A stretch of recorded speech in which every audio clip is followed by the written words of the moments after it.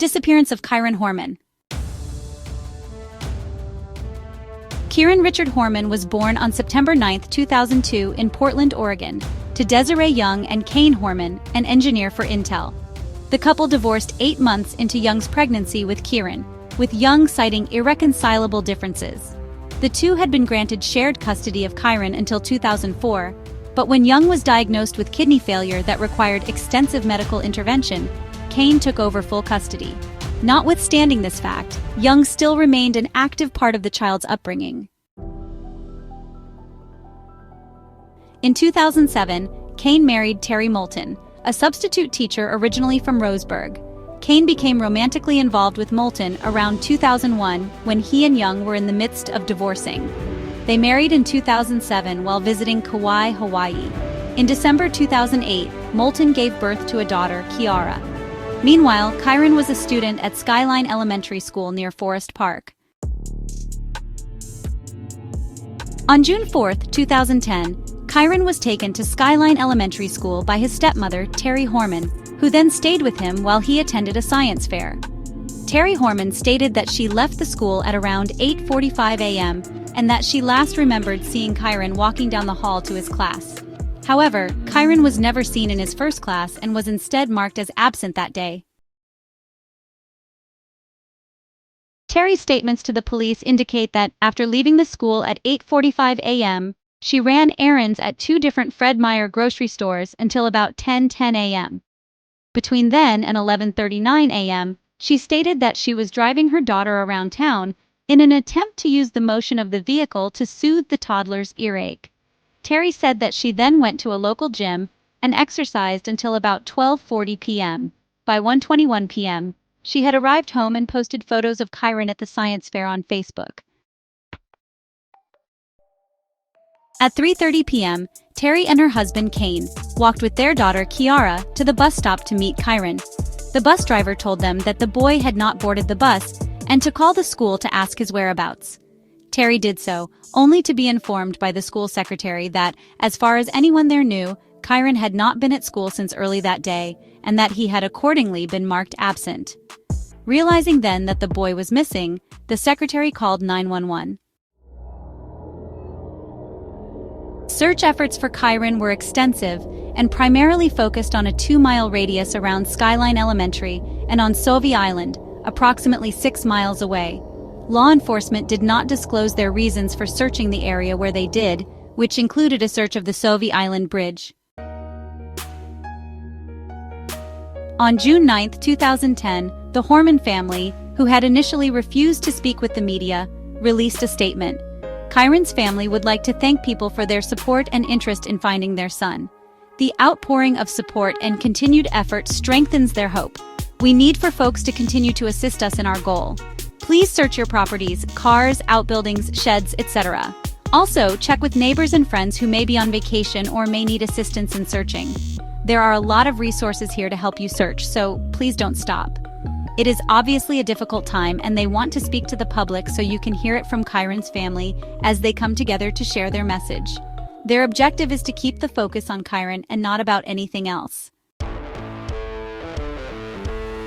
On June 12, around 300 trained rescuers were on the ground searching wooded areas near the school. The search for Kyron, which spanned 10 days, was the largest in Oregon history and included over 1,300 searchers from Oregon, Washington, and California. A reward posted for information leading to the discovery of Kyron, which was initially $25,000, expanded to $50,000 in late July 2010. In late June 2010, in the midst of the search, Kane was reportedly told by investigators that Terry had offered their landscaper, Rodolfo Sanchez, a lot of money to kill her husband. Sanchez testified in a deposition that Terry approached him to help kill her husband in January 2010, 5 months before Kyron's disappearance. In her own deposition, Terry denied the charge. Investigators convinced Sanchez to confront Terry while wearing an audio surveillance device, but they were unable to obtain any evidence and could not make an arrest. On June 28, Kane filed for divorce and obtained a restraining order against Terry. The divorce was granted, and Terry was eventually granted supervised visitation with her daughter. During this time, Terry failed 2 separate polygraph examinations regarding Kyron's disappearance.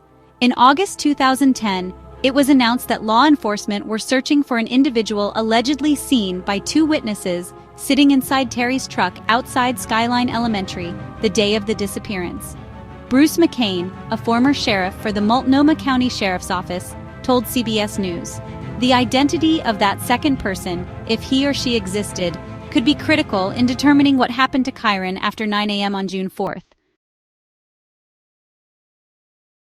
Meanwhile, in July 2010, a Multnomah County grand jury subpoenaed several friends of Terry, including Dee Dee Spiker, whom Young and Kane described as having been in close communication with Terry and providing Terry with support and advice that is not in the best interests of our son.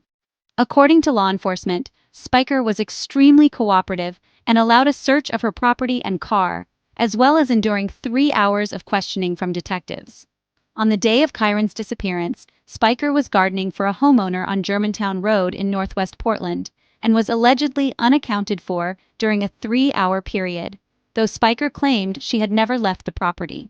She also helped Terry purchase an untraceable cell phone after Kane had moved out of the house. During this time, Spiker told journalists, "There's this horror that my friend is going through. If I thought for a second that she was capable of foul play, I would not have been there. She would not have been my friend in the first place." In early August 2010, Young, Kane, and the Skyline Elementary School principal were subpoenaed and testified during the grand jury hearing. In December 2010, it was reported by the Oregonian that the grand jury had yet to provide compelling evidence yielding a potential indictment. By November 29, 2010, search efforts in Kyron's case had cost an estimated $1.4 million, according to county commissioners, and yielded 4,257 tips. In May 2017, it was reported by Portland station KGW that a secret grand jury panel continued to hear evidence in Kyron's disappearance and had convened on multiple occasions. During the report, Kyron's case was described as still active and ongoing. 2 months later, in July 2017, law enforcement conducted further searches along Skyline Boulevard, but the searches yielded no results.